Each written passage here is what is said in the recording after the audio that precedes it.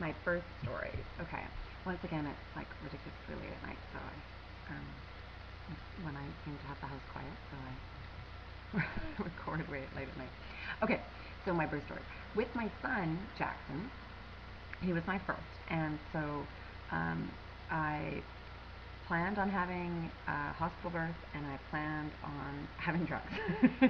I know my pain threshold is just not great, so I was like totally okay with having an epidural, and I did end up having an epidural, but the reason I did, at the point that I did, was because my water broke, but I didn't go into labor, and then they were inducing me, and I was only at 2 centimeters, and I wouldn't dilate, and so then they gave me epidural because apparently sometimes it makes some people with bodies relax, and it makes them advance, and so they gave me epidural, and then I don't know, 30 minutes later or something, I was all of a sudden at 10 centimeters, or an hour later, so it worked.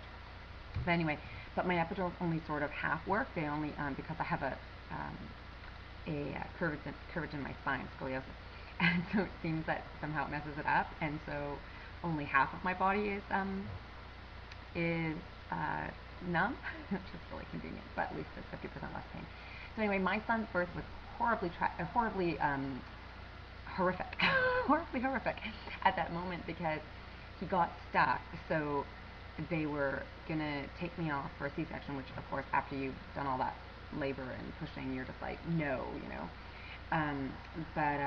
So they were ready to take me off for the C-section, and then they had the forceps out, and then before they tried the forceps, they did the vacuum, and so they stuck the vacuum on his head, and not they, I guess he, but I say they because there was like a team of, I don't know how many people in there, good grief, I don't know. It was like the nurse and the other doctor, I guess, because they were about to head me off to deliver. So anyway, and so I then, so they go to pull him out, and the vacuum pops off of my son's head, and blood goes splattering everywhere. And I screamed, and I swore, sorry, that I did, and I screamed and swore because I was like, oh my gosh, I thought my baby had just died.